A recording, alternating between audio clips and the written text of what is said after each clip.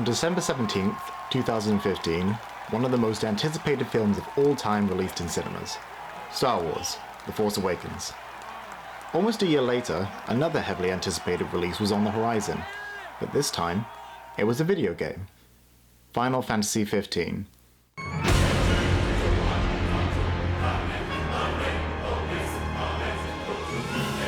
It came out on November 29th, 2016, and while these franchises may seemingly have nothing to do with one another, they both display a change in how large companies are attempting to expand their certain franchises into new mediums. Supplementary materials such as spin-off novels or television shows have been part of massive franchises for decades, though with companies such as Marvel Studios popularizing the idea of an interconnected narrative across multiple installments, this has prompted other companies to attempt the same. So we have a large group of ideas and characters and books and all kinds of things. We could go on making Star Wars for the next 100 years. This, however, comes with a new question. Does stretching a singular narrative across different mediums affect how easily viewers can engage with these franchises, and is creating so much varying content an effective model for the media industry as a whole? Both these two releases were set to relaunch a new era of content for both longtime Star Wars and Final Fantasy fans, with the hope of bringing in newcomers.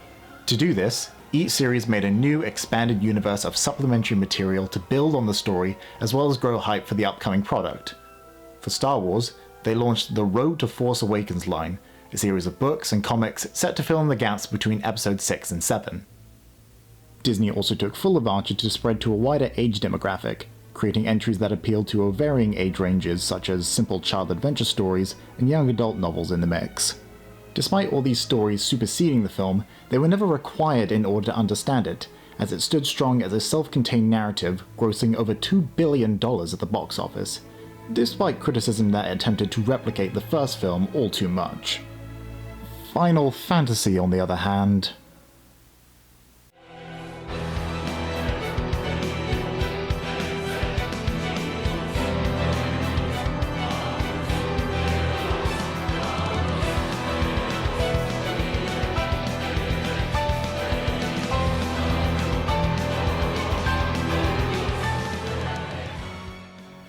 Final Fantasy has traditionally been a series that creates a singular, in-depth story within a grandiose fantasy setting. For this new release, however, the Final Fantasy XV universe was set up to expand the story as well as hype up the game's release. Unfortunately, it fragmented key information such as the main character's backstory and the inciting incident for the entire plot across separate pieces of media. A reviewer by the name of SkillUp sums up the confusion perfectly. The complete Final Fantasy XV experience spans 2 games, a movie, 5 YouTube videos, 4 DLCs, 1 script thing, 2 demos, 2 canon trailers, 3 alternative endings, and a partridge in a pear tree. When you start to get into merchandising and franchise and all the spin-offs, what you're actually talking about is firstly marketing. So you're talking about making a bigger profit for the show in the first time, but also you're talking about methods of getting audience participation in your product before they've actually even got to your product. It's, from a line producer's point of view, I see it in the point of view of trying to keep that continuity going and keep the storyline going. And it's an interesting debate as to at what point does creativity actually become logistical. While Disney has created similar supplementary material to Square Enix to fill in the gaps of their story, Final Fantasy shows how the promotional aspect of the expanded content can easily overtake the creative aspect, especially as this model of content has consumers paying the companies before the major releases even come out. I took it upon myself to get some insight on audience opinions for these kinds of expanded universes, and how satisfied they are with what's on offer. Is there a story franchise that you avidly follow, and if so, which one? Star Wars. Yeah. Pick it up. Yeah, like Boohoo or Pretty Little Thing. Yeah. Okay. And you guys? Same. Yeah. Friendship. I watch Hunger Games. Alright, cool. Second, on average, how much do you spend to go ahead and watch that release? Like 20, 25 pounds. Yeah, I was going to say like 30. Yeah. Something along those lines. Yeah. Just my Netflix membership. I'd say PlayStation Plus membership. Like sometimes. I think the most I spent is like 19. Yeah. So anything if I want to see it, yeah. How often do you gauge in like spin-off or like extra material from that? If we're going by the looks of the Star Wars trilogies, we've seen the Rogue One, Han Solo. I've been brought up Star Wars, they've been brought up Star Wars, so we watched the whole of that. If I'm interested enough to spin off, yeah, some. Not that much, personally. No, not very often. Do you think the price to enjoy these is reasonable, and why? Yeah.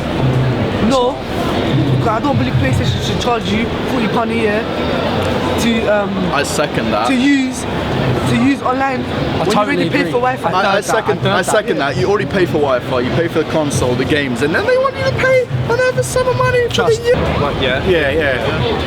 I'd say so. Yeah.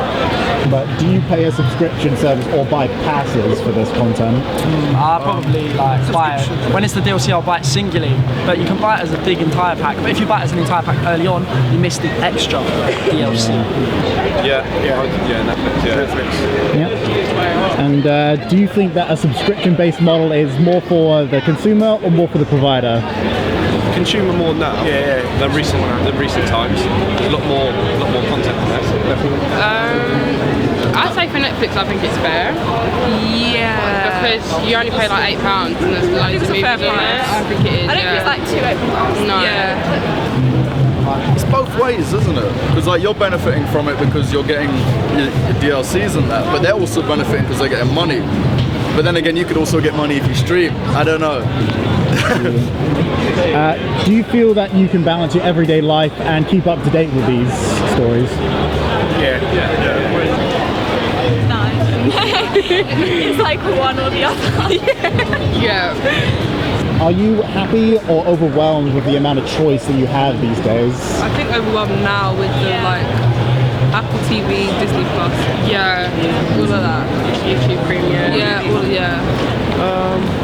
It's quite overwhelming because you can just watch anything nowadays. Just on the flip of the switch, you can just go and watch anything. Overwhelmed. I need less. Well, I guess because there's always a diversity of offerings, but definitely overwhelmed because there's so many, and then you end up not choosing anything. Yeah, and rewatching what you already know is good. General audiences nowadays seem to have their focus geared towards the multitude of offerings on streaming platforms, such as Netflix, Amazon Prime, and the newly launched Disney+. Yet, in such a market, having a singular franchise fight for their attention with such an overwhelming amount of separate content seems both trying for the viewer and counterproductive for the provider, as more condensed media has a chance of keeping them entertained in a sea of so much other choice. But perhaps that's exactly why they see the need to expand, trying to evolve to accommodate the new binge culture of today by creating a string of releases that keeps them within the same world. In the end, however, it shows more and more how the overall focus has been taken away from the one story, and instead focusing on the multitude that can be monetized.